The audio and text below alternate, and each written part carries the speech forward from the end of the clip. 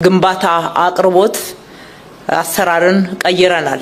በዚህ የለውጥ ዓመት ውስጥ የህዝባችን ዋንኛና አንዱ መሰረታዊ ጥያቄ ነው ብለን ከለየነው የቤት አቅርቦትና የቤት ፍላጎት አለመጣጣም ጋር ተያይዞ ያለውን ጥያቄ ለመመለስ ጥረቶችን በተለያየ መንገድ ነው እያደረግን ያለነው። ተጨማሪም መንግስት በበጀቱ የሚገነባቸው ለክራይ የሚቀርቡ ቤት መግዛት የማይችሉ ዜጎች ተከራይተው መኖር እንዲችሉ በክራይ የሚቀርቡ ቤቶችን ማቅረብ፣ በክራይም ይሁን በግዢ ልዩ ትኩረት ያልተሰጣቸው ከዚህ በፊት በሀገራችን በተለይም በከተማችን ውስጥ የተዘነጉና ልብ ያልተባሉ የከተማችን ነዋሪዎች የድሃ እየተባሉ የሚጠሩ ወይም ደግሞ የቀድሞ የቀበሌ ቤቶች በራሳቸው ላይ የፈረሰ አቅመ ደካሞች በአንድ ወቅት የአገር ባለውለታ ሆነው ብዙ ጥረት አድርገው አገር ያገለገሉ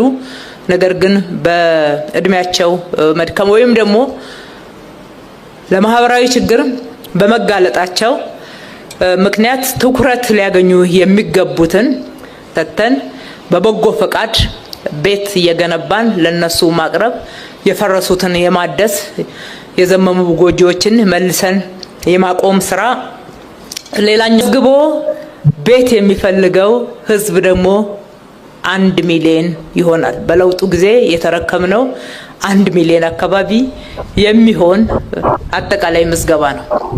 ያ በተለያየ መንገድ ጠርቶ በየጊዜው ባደረግነው ጥረቶች አሁን ወደ ግማሽ ሚሊዮን የሚሆን ህዝብ ቤት እየተጠባበቀ ነው። በራሱ ምክንያት ቁጠባውን ያቋረጠውም ተቀናንሶ ማለት ነው።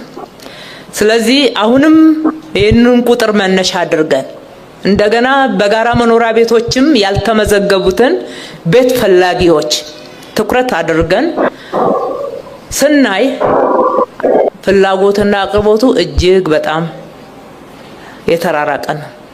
በቆጠቡ ኮንዶሚኒየም እየቆጠቡ የሚጠብቁን 100% ቆጥበው የሚጠባበቁን በዚህ ዓመት 100 ሺዎች ተጀምረዋል። ይደርሳሉ። ሲደርሱ የምናደርገው ቅድሚያ የሚገባቸው በቆጠቡ ኮንዶሚኒየም እየቆጠቡ የሚጠብቁን 100% ቆጥበው የሚጠባበቁን በዚህ ዓመት 100 ሺዎች ተጀምረዋል። ይደርሳሉ። ሲደርሱ የምናደርገው ቅድሚያ የሚገባቸው በእጣቸው መሰረት በመመራው ቤት የምተላለፍበት መመሪያ ቁጥር 3 2011 አለ።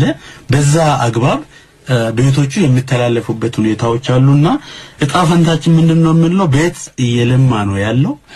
ከዛ ቤት ውስጥ ተጠቃሚ እንደሚሆኑ 97 ብቻ ሳይሆን 2005ም ጭምር ተጠቃሚ የሚሆኑበት ስራ እየተሰራ መኖሩን ለማስታወስ ነው። ዘንድሮ ብቻ 2018 ብቻ 100 ሺህ ቤቶችን ዴሊቨር ለማድረግ ከምን ጊዜውም በላይ ታጥቀን ተነስተን ያለ ነው። የክዳችን የአዲስ አበባ ቤቶች ልማትና አስተዳደር ቢሮ አማካሪ ኢንጂነር አውራሪስ ከበደን አመሰግናለሁ።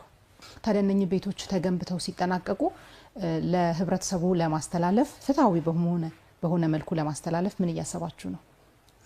እውነት ነው፣ ጥሩ ነው። ቤቶች ያው ብዙ ልምድ አለው።